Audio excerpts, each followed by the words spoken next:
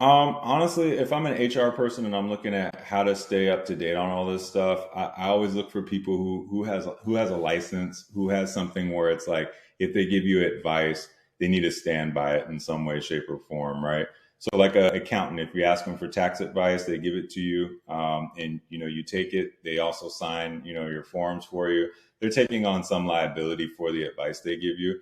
But as far as like keeping up to date with all of the latest and greatest, there's really not a great way to do it because there's just too much stuff for you to really know everything. So that's why you want to make sure you partner with people who have the resources to stay up to date, right? So it might be that, hey, if I'm an HR person and I want to stay up to date on all like the harassment and safety trainings that have to happen as soon as I hit 50 employees plus in California, then I would say, well, you either want to on your PEO if you have that. Maybe your payroll company gives you support on that.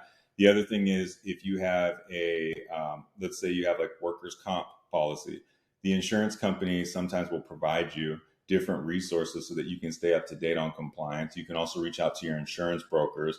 And sometimes we have access to, different safety programs or different things that the insurance carriers give us to give our clients so that we can actually help them stay up to date on compliance.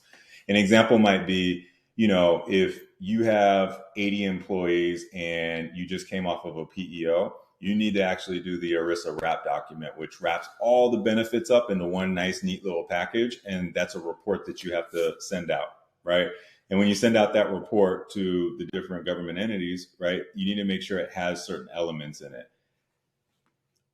It would take you, I don't know how long to figure that out, or you can spend 500, 600, 700 bucks with with the service that can just take care of it for you. Boom, you got it. You're in compliance. So I think the best way to stay in compliance is honestly learning how to, one, isolate the problem, and then two, figure out what resources do we have in place where if something were to happen, they either may be on the hook too, or they fall within their jurisdiction or their lane of what they provide.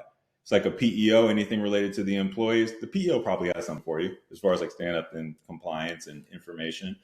But as far as like staying up to date and just always being on top of everything, I just don't think that that's 100% possible. I think it's more, that's why you talk to your insurance brokers. You make sure that they understand the risk that you guys have as employers, your management teams. You have directors and officers insurance. You have all the business owner liability insurance that you need, property insurance that makes sense. Not to like toot the horn of like insurance brokers, but that's really like their job is to figure out how do I mitigate these risks so that you don't get into a situation where life just tells you, gotcha, it was a technicality. And the next thing you know, you got a $500,000 fee on your desk and it puts you out of business this month, right?